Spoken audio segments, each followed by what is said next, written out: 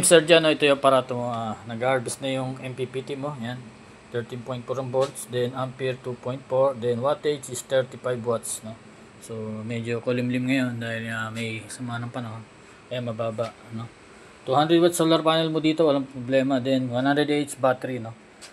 Then ito, for demo lang para mapakita ko sa iyo yung galaw ng LBD.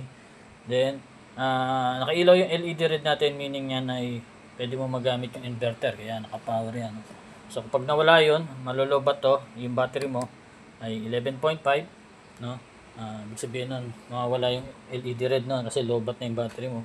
Then kapag reconnection niya is, ang set niya is 1.7 plus 11.5 ay 13.2 ang reconnection niya para umilaw uli yung LED red.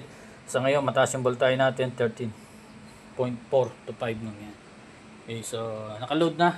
Mag-load tayo dito ng ano yan, battery charger na adapter para sa wireless drill. Yan. So working, 220 volts yan. So 100 watts load per hour daytime, walang problema, no. Then itong 50 watts na electric pa natin, no, yan. So pure sine wave inverter mo, 1 kilowatt. 500 watts ang continuous. Okay. Yan, working na. Pwede ka magsabay dito ng TV electric fan sa daytime, no? Sa gabi, pwede pa rin. Pero siyempre, wala nang solar doon. Battery na lang ang asama hanggang sa malubat. So yan. TV electric fan, ilaw, walang problema. Mobile charger, no, walang problema. Okay. So pasipisa ito maya-maya, sir, no? Then konting tutorial lang. So katulad sa kuryente ng bahay, pag aalis tayo, no, walang attendant o walang natitingin. Tayo natin mga load yan. No? Yan. Then patayin mo yung solar panel, no? Unang solar panel. So pagpapatay ng aparato, huli ang battery. So inverter, then yung battery. So lagyan ko ng marking mamaya yan, no?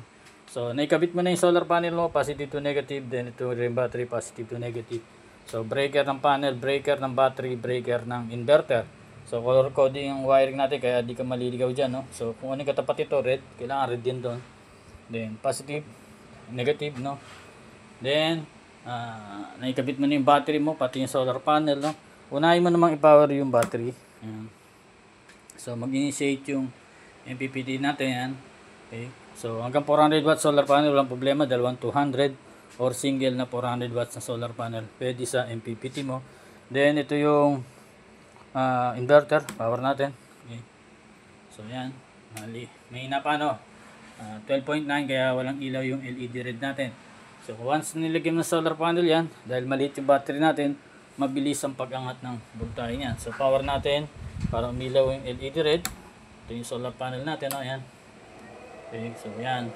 Then magkaka-harvest na yung mga monitoring mo dyan. So tatlo lang naman yan, voltage, battery, harvest na ampere, then harvest ng wattage yan. So paiba-iba yan, depende sa araw. Okay. So lagay na rin natin load. Okay. So umilaw na nga yung LED red, no. Ayan. Ayan. Yung electric pan uli. Ayan. So salamat sa pagtiwala, sir, dyan, no. So pasip na natin to and God bless.